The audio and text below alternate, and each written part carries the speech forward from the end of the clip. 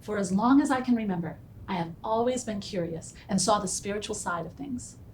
My mom always wanted me to slow down. She always wanted me to take a nap, which I always failed to take. I would always look out of my window and look at the willow tree, which to this day is my favorite tree. And I would always wonder, why are you reaching so tall? Are you trying to reach God? That's what I would say to it. And so that vastness of the sky always amazed me. I would lay down on the ground as I got a little older, like 5, and look up at the sky and the vastness of the universe. And God, are you there? At 7, I was playing hooky from school, which I did so often. Or I tried to. I went to a Catholic school, and the nuns and I we didn't hit it off very well. But I was playing in my room, pretending I was sick. Yes. And the spirit came to me, an angel, and said, it's time for you to accept your gift. Seeing that angel is definitely how spirituality changed my life. Really, how I started to realize my own soul manifesto. And I said, what gift is that? And it said, you will receive the gift of being able to take lost souls that come to you and open the light to help them live in it.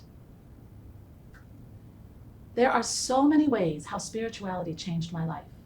I do that to this very day. When a soul comes to me who is scared to go into the light, oh, and they will get my attention in many clever ways.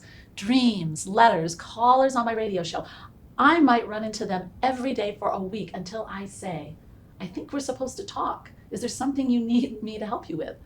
And no matter which way they get my attention, here's the important part. We do connect because I am also open to receiving the gifts of their trust in me. I take it very seriously and I honor their fears. When we can do that for each other worldwide, imagine. Amma, the hugging saint, put it beautifully, as many others have. Enlightenment means the ability to recognize oneself in all living creatures. And at its core, this understanding is the foundation for how spirituality changed my life and how it can change yours overnight.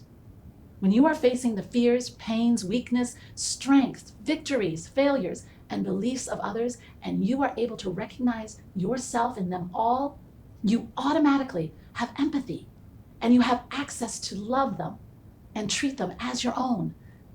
This is how I see spirit. So when I am faced with a soul who's afraid and has reached out to me, what I do with my angels, my guides, I collaborate with them. I say, can we open the light, please? And I will then help them in and help them to calm their fears of being judged.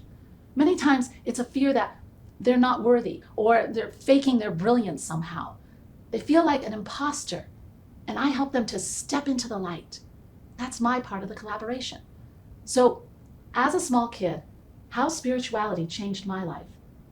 Well, it's funny because it started with the same step any awakening starts with. Awareness, much like you're doing right now. You're increasing your awareness with me. For me, this is how spirituality changed my life forever, for the better. I became very aware that there was this other universe, this incredible place of complete abundance that we are all from. I kept this pretty much to myself, as so many of us do. Well, what happened to me was I told my mom I got this gift, and she said, oh, no. You were dreaming. Has anyone told you that before? Do you have a memory from your childhood where something so loving, yet so intangible, happened to you and you tried to share it with a parent or a friend, and they write it off as a dream or a daydream or a way to seek attention? I've come to see it as part of a process of awakening. The resistance strengthens our gifts. My mom then told the priest at our church, who was a stodgy old priest, and who also, he drank too much. And he sat us down and with complete confidence scolded us. He said that I had an overactive imagination and that needed to be tamed at home. And I told the priest, I said, it's not my imagination. And he said, yes, it is. Either that or I was lying to get attention. That's when I decided, well, a couple of things. But the main thing I decided was to keep my mouth shut. And so I did, like so many of us do. I hid my spirituality. And I kept it under lock and key deep inside myself. But I'll tell you something. Keeping it bottled up never made my gift go away. And the same is true for you. Oh no, that's why I believe resistance is a necessary part of your awakening. Resistance gives you resolve. It helps you to rely on your own truths. It helps you to express your gifts in increasingly more profound ways and more often as you continue to awaken your spirituality. I started to conduct choirs in churches, and you know what? Every time the choir would sing, every time I would hear that glory, I would just ascend into that beautiful place of vastness and God. I lived this way with my spirituality incognito, yet strengthening all along. Now, here's the next big step in how spirituality changed my life. We're going to fast forward to when I was teaching mindset, specifically how you can change your perception of your life.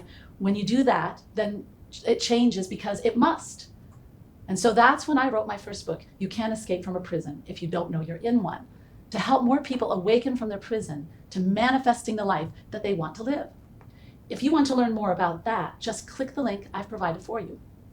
I was speaking all over the West Coast, Los Angeles, Las Vegas, San Diego, and Washington. And every time I was done speaking, it never failed. One or two people would come up to me and say, I want to talk to you about spirituality. It was like the resistance was all the way pulled back and I was aiming to spring forward.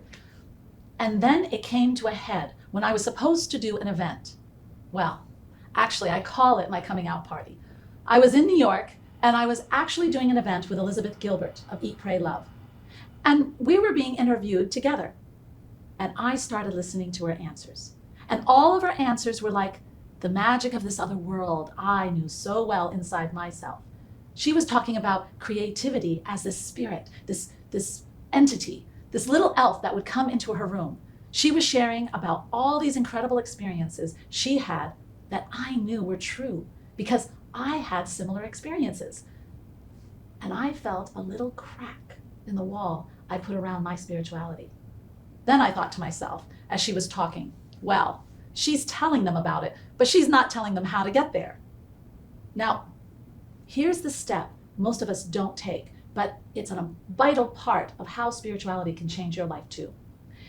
It's the step of generosity of spirit. Because I thought to myself, well, neither do I. I don't share with anyone how to do it. And I thought, isn't that funny? And so that night, when I went to dinner with a friend of mine and his wife, we were at this really little cute Italian restaurant full of happy faces. And we were chatting about the talk I just gave with Elizabeth Gilbert. And I said, you know, I don't think it was right that she kind of flirted with that spirit of creativity, but didn't tell people how to get to that beautiful creative spirit and have that creative spirit come visit in their room. And my friend said, well, what do you mean? And just like that, the resistance snapped and my spirit flew forward. Years of holding that spirituality, everything poured out of me. And I told my friend how I lived my spirituality, how I go up into the woods and all the animals surround me, how I experience this world that just understands that the universe comes alive on this plane through us, how I can ask to feel heaven and just lay down on my bed and it just pours over me like rain, how it's so real to me. Oh, and I was sharing it all, my shamanic journeys. And this time, no one said, it's just a dream, or you need to tame your imagination. Of course, my good friend and his wife were wonderful. They said, well, you've got to teach this stuff. And I said, hell no, teach this stuff? They'll call me crazy. And he said, but the world needs it. The world needs it. The world needs it. 3 times he said it. It was like my guides were making sure I heard it. The world needs it. And as we can see, In this time we're living, with everything humanity has gone through and what we continue to go through, it's true. It's time. The world needs it. And we need to get over our own fears and show a generosity of spirit for people, to learn together, to open up together, to help each other through our fear, because that's how spirituality changed my life and subsequently changed so many people's lives.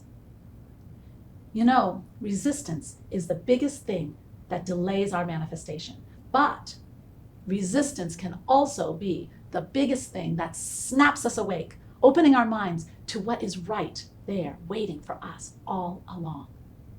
And when we can get past the old beliefs and the things that tell us we're just imagining things, that it's not true, and even if it were true, we certainly aren't worthy of it. Who are we to have such gifts? We're human. We're exactly who needs to receive these gifts, so we can free ourselves from the prison of a self-centered focus and move into the service to others. Just like the souls I bring into the light, I am here right now for you. Yes, for you. To know that you are worth it, that no one is here to judge you. You're not going to be deemed horrid or cast out into the abyss or to hell or purgatory or whatever other tales of evil and darkness we accepted as real places when we were children. I'm here to share with you that this light wants you. That this light wants to show you that you are worthy of enlightenment. You were born for it. It's the biggest game on earth. You were born to learn to recognize yourself in every living creature. That is exactly why every religious text shares this same tenet. Treat others as you would treat yourself. That is the light that you're made of. The light that treats others as you would treat yourself. And that light is very alive and well. And it dances on earth in every living thing connecting us all. You simply have to open up to allow for the generosity of spirit, to receive the gifts and to share it, even if it scares you to share it. Because that's how spirituality can change your life and your life and your life and your life, the lives of everyone you love. Thank you for joining me today in our talk about how spirituality changed my life. I hope this serves you and bolsters you up in any moment of doubt in your own spiritual path. I release new videos every Tuesday and Thursday, so until next time we get together and sit down with a cup of tea and discuss the beauty of the universe, remember, spirit is love, and love is spirit. Namaste. Thanks for watching. Don't miss out on a single thing. Subscribe below. And here's something else I think you'll enjoy. Namaste.